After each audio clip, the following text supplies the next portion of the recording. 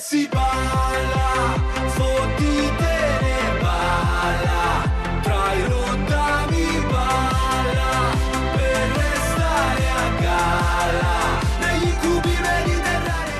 Un evento fuori e dentro la città. Il Carnevale di Treviso chiude l'edizione 2023 all'insegna dei record. 100.000 le presenze in città per il Martedì Grasso, molte di più quelle che si sono collegate su Antenna 3 per la lunga diretta, iniziata alle 14.30 ma già anticipata nel corso della nostra prima edizione. Oltre 175.000 telespettatrici e telespettatori, dalla consegna delle chiavi della città alla re e alla regina, alla premiazione del carro più bello, una sfilata di emozioni e colori che abbiamo portato in tutte le case dei veneti.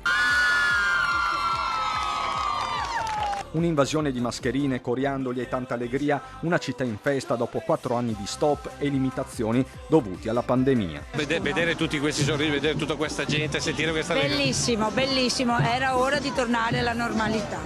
Cosa direbbe Franco Crespan? Avanti sempre! Esatto, Avanti. E allora sempre avanti. Piaciuto il carnevale, sì o no?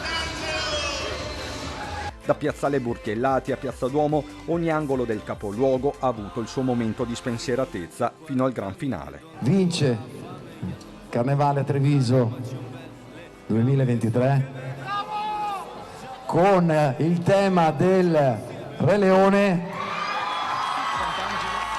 Carlo Proloco, Sant'Angelo! Davvero tutti molto belli, però dico che forse i veri vincitori sono il pubblico, perché sono tantissimi, sia quelli presenti che quelli a casa, e quindi darei il premio agli spettatori, che sono tantissimi, adesso li stiamo finendo di contarli, quindi per me oggi hanno vinto tutti.